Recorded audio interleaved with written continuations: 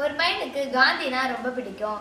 எப்போ பார்த்தாலும் அவங்க அம்மா கிட்ட போயிட்டு அம்மா காந்தியை பார்க்கணும் காந்தியை பார்க்கணும்னு சொல்லுவான்.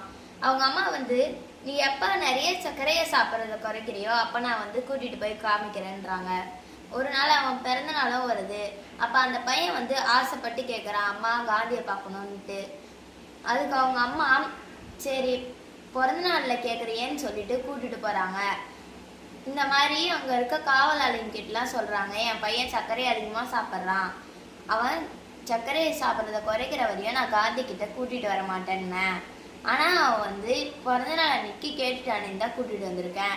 இந்த சர்க்கரை சாப்பிட்ற பழக்கத்தை காந்தி கிட்ட கூட்டிகிட்டு வந்தாலும் குறைக்க முடியுமா தான் பார்க்குறேன் அப்படின்னு சொல்கிறாங்க. அவங்க காவலாளிங்கெல்லாம் வந்து காந்தி கிட்ட போயிட்டு பேசுகிறாங்க. அதுக்கு காந்தி வந்து அவங்கள போயிட்டு இன்னும் ஒரு 2 மாதம் கழித்து வர சொல்லுன்னு சொல்கிறாரு.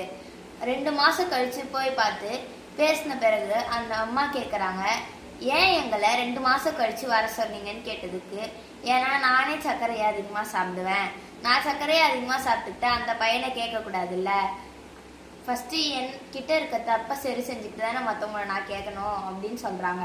இந்த கதையோட நீதி வந்து நம்ம கிட்ட இருக்க தப்பை சரி செஞ்சுக்கிட்டு மற்றவங்கள பேசணும். நன்றி.